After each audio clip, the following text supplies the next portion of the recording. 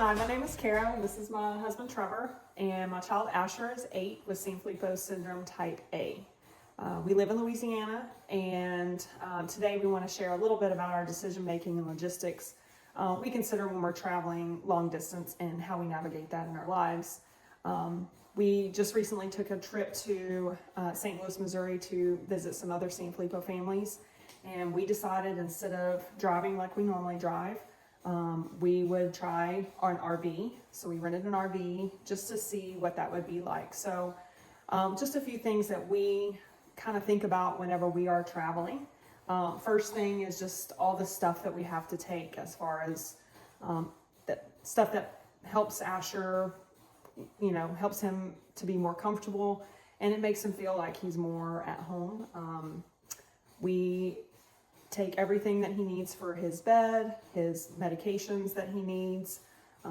We take his iPad for sure. That's one thing we don't ever want to leave behind. We take his trampoline. That's definitely another thing we really don't want to leave behind. The trampoline does break down. Yeah, we break down your trampoline and we take it with us.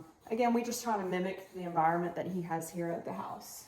He's in such a routine that you just don't want to break the routine. So it's gonna be home away from home for everything. And whenever you bring a home away from home, there's just a lot of preparation and planning, just so he doesn't have sleep disturbances.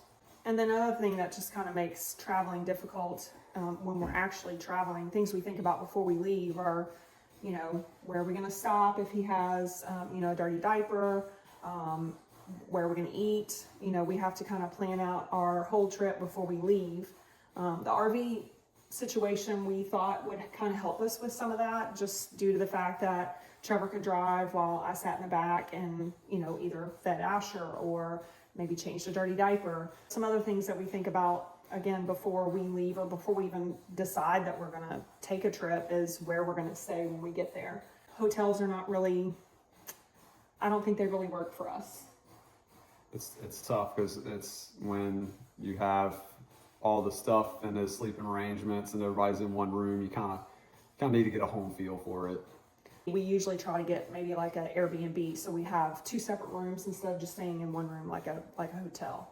So again, we just want Asher to be comfortable. We usually will, do whatever we need to do to make sure that he's comfortable and he feels, at home wherever he is.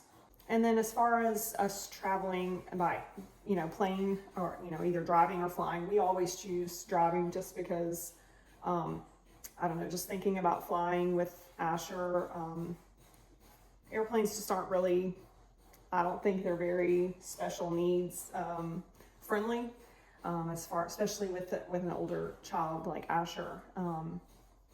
He's not toilet trained, so if we have to change him in the middle of a flight, we're kind of stuck there. So It's like if he starts to get upset, is when you're up in the air, you can't go to a rest area and try to find a place what can calm him down. You're up there along with hundreds of people. So with that accommodation, it kind of brings a little bit of fear to us when we think about flying. So, it's not just a quick, let's go take a trip to to Texas real fast. It's definitely not like that for us. Checklists that are Yes. involved. Definitely very long checklist before we leave, and we are going to show you a few things here at the house that Asher has in his room that we usually take with us. So this is his bed at the house. It does zip up. It has some little mesh windows on either side, and it is breathable, obviously. So we zip it up, and then he also has a bed rail so he doesn't fall out, and then the other side is against the wall. When we go on trips, we kind of try to mimic that so that he is as comfortable as possible. We also have a sound machine that we always take with us, just to kind of, again, make it a little bit more like his own room. Since you've seen his bed here, we actually, this is what we actually take with us. So I bought, it's a smaller tent. It's a twin size. His bed is a full, but this is a twin size tent, but it's very similar to the tent we have here at the house. And inside the tent, we use like a foam mattress. So we use this, and we use some other blankets to kind of make it cushiony for him. And then obviously we bring all of his pillows and his his teddy bear and all that stuff that's in his bed. But again, it's just, you know, those are the things that we have to really consider when we're traveling, because just finding the space for something like this, we usually put it on the floor so it, you know, he's not, we're not risking him falling off of the bed even in the tent. So we usually just put this on the floor, and if he does roll around, which he moves a lot when he sleeps, it's not, there's no risk of him falling.